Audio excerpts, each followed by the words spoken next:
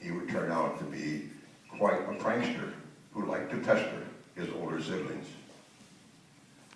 In 1941, I was in the 6th grade, attending a school that had 14 students. One-room school, of course, which consisted of 13 girls. I was the only boy in the entire school, and must have been popular.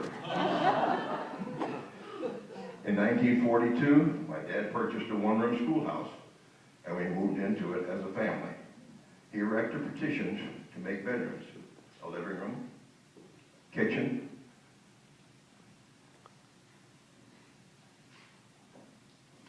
my mother actually lived there until she passed away in 1998.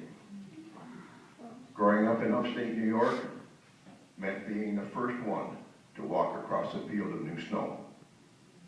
Can you imagine looking back and seeing nobody's tracks but your own? In the springtime, bluebells, beautiful. Maple and oak leaves in the fall, and picking wild strawberries along the railroad tracks during the summer.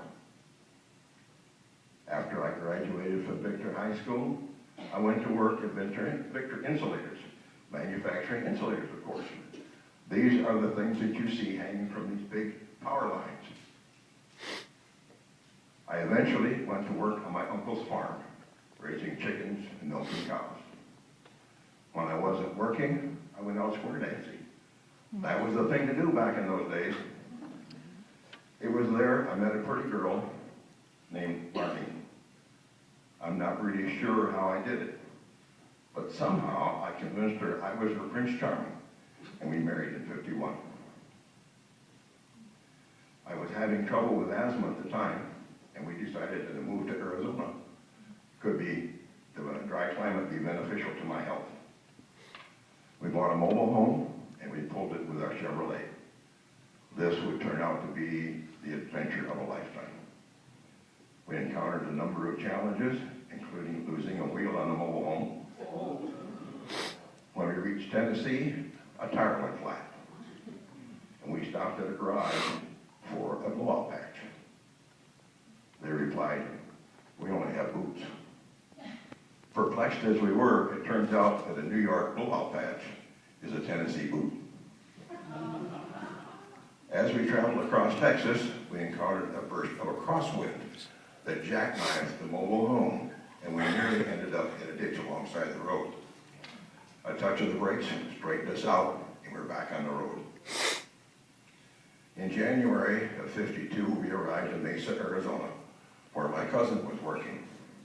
The trip had taken us 10 days, since at that time there were no interstates. I thought it would be good to be near some family, but it turned out that my cousin was so homesick for New York that he went back home about 6 months after we arrived. We found a nice little motor court that had mobile home hookups. The owners, Jim and Gladys Cantrell, adopted us, which resulted in a lifelong friendship. Many a night was spent playing cards, particularly rook, and our kids came to know them as Grandma and Grandpa Cantrell. I went to work at O'Malley Building Materials and was transferred over a number of years from Mesa to Scottsdale to Yuma and then back to Phoenix. During this time, all of our 7 children were born. In 1960, when our 4th child came along, I was wearing a full leg cast due to a knee injury. With a new baby in the house, I took the 3 older kids with me to the drugstore. It was December, and the holiday shoppers were out in full force. So we had to park quite a ways away. As I was walking stiff-legged up to the door, I looked in the reflection of the glass. Behind me were my 3 little darlings, all trying to imitate my walk. The only problem they had, they couldn't decide which leg should be stiff. They kept switching from left to right and back again. Eventually, we settled in Phoenix near the now Catholic Cathedral, St. Simon and Jude. We became involved with the parish youth and enjoyed many outings, dances, even a couple of trips to Disneyland. While in Arizona, we made trips back to New York to visit family every few years or so. Imagine 7 kids in a station wagon over a 3,000-mile trip. I'm not sure how many times I threatened to pull the car over if the fighting didn't stop. And one time, we were out in the parking lot, a short ways from the restaurant, before we realized we left our youngest daughter at the restaurant. She quickly learned at the tender age of 4 that if you dawdle, you're left behind.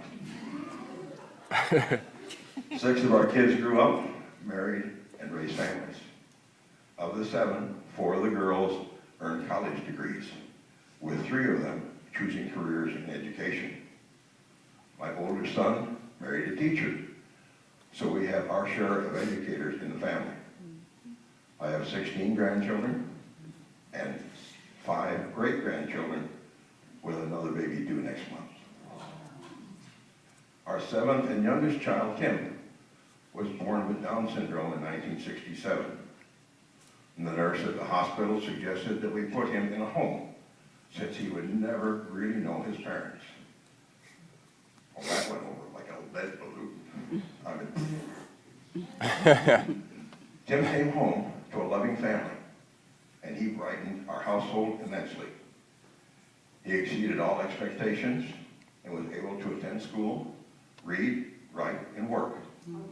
He is now retired due to some health issues and spends his days reading, watching movies, and doing word search puzzles. He loves celebrating his birthday and all the holidays, especially Christmas. He's quite a character and loves a good joke. We'll be sitting at the kitchen table, and I'll get up to get something. While my back is turned, Tim will move my cup or spoon to the other side of the table. Back in my chair, I don't realize what's missing, but I know something's up because Tim can't help the silly grin on his face. Tim is also quite a person to tattle. If his mother had made cookies and they're cooling on the kitchen counter, and I walk by and snitch one, I look at Tim, he's calling. Okay, Tim, don't tell Mom. Okay. 30 seconds later, Mom, Dad snicked the cookie. My wife was a homemaker until Tim started school. She worked at JCPenney for a number of years until she joined Ottawa University as a financial aid counselor. During that time, she earned her bachelor's degree in psychology and subsequently volunteered her time at the women's jail counseling inmates on the weekends. Ottawa University went through some reorganization, and Marlene decided it was time to be a housewife again. With Tim needing more care, she managed his health needs and medical appointments. In 1997, she was diagnosed with myelodysplastic syndrome and was told she had anywhere from 2 to 10 years to live. She made it for 13, leaving us 3 years ago. I worked in the building materials home improvement field for most of my career. My most recent position was with Lowe's Home Improvement Warehouse. I retired there in 2012 at the age of 81. I still keep in contact with some of my friends and customers. These days, Tim and I share our house with our Chihuahua Jack Russell Terrier mix, Scooby, who thinks he's the king of the house.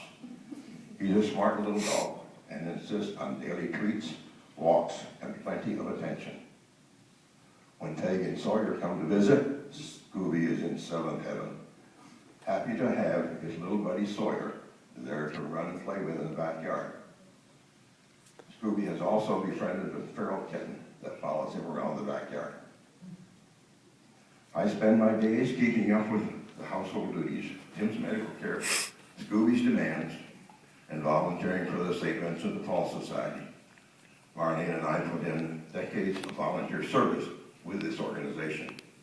Right now, I'm the treasurer for St. Simon and Jude Conference. I also enjoy doing crossword puzzles, jigsaw puzzles, and walk with Scooby anywhere from 1 to 3 miles a day. I recently got back from a trip to New York to see my brother and sister and their families. I traveled there with my elder son, and he had a really great time seeing everyone. This time, the trip was by air, and I didn't have to threaten to pull the plane over.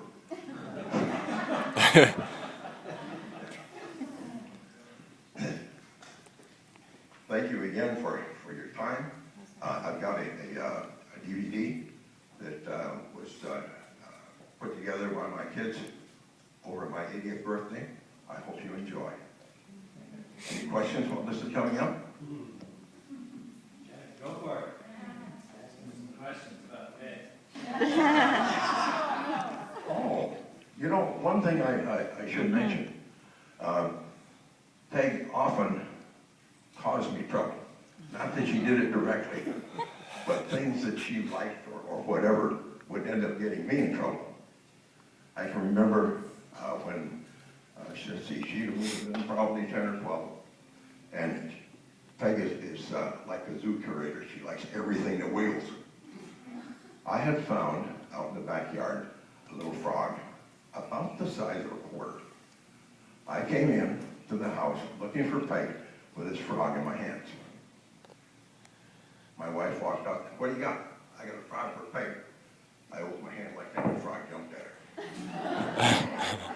Marlene was very expecting at the time. It's a wonder she didn't have a miscarriage right there on the spot.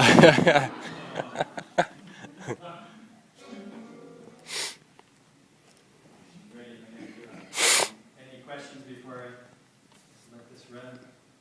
It has a background of music and just the photo.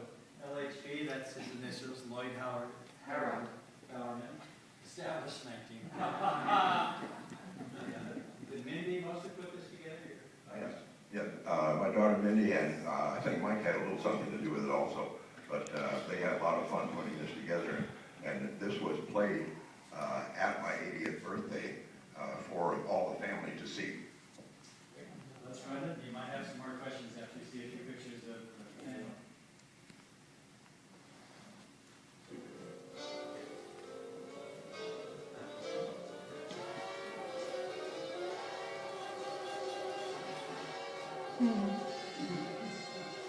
Is that you? No, that's mine.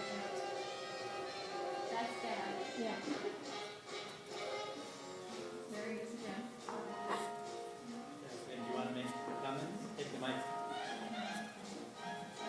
Are you now?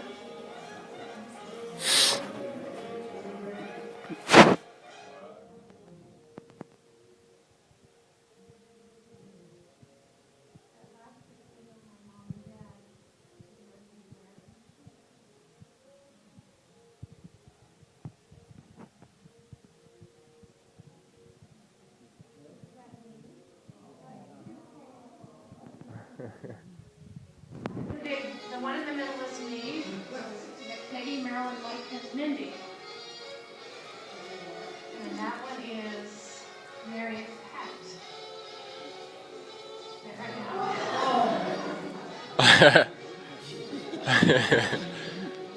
Marilyn.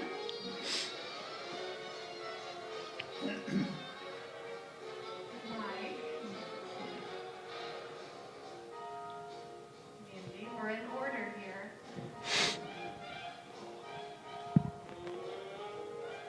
Mary. Lisa.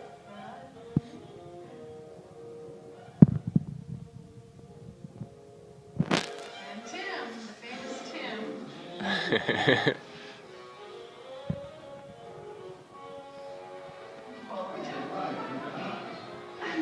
Mustaches were too.